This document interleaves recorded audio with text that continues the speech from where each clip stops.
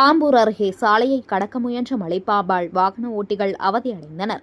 விளக்கு வசதி ஏற்படுத்தி தர பொதுமக்கள் கோரிக்கை வைத்தனர். திருப்பத்தூர் மாவட்டம் ஆம்பூர் அடுத்த உமராபாத் வாணியம்பாடி தேசிய நெடுஞ்சாலையில் பாட்டூர் கிராமம் உள்ளது. நேற்று இரவு அப்பகுதியில் மழை பெய்தது. மழை நின்ற பின் பொதுமக்கள் வாகனத்தில் செல்லும்போது 10 அடி நீளமுள்ள மலைப்பாம்பு ஒன்று சாலையை கடக்க முயன்றுள்ளது.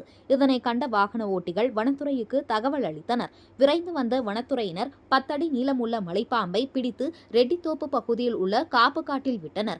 இதனால் அங்கு சிறிது நேரம் பரபரப்பு ஏற்பட்டது. இப்பகுதியில் இரவு நேரங்களில் சாலைகளில் விளக்கு வசதி இல்லாததால் பாம்புகள் சாலை கடக்கும் போது விபத்து ஏற்படுவதும் உயிரிழப்பு ஏற்படுவதும் மிகவும் வேதனையாக உள்ளது என்று இதனை சீரமைக்க வேண்டும் என்று சமூக ஆர்வலர்கள் பொதுமக்கள் கோரிக்கை வைத்தனர்.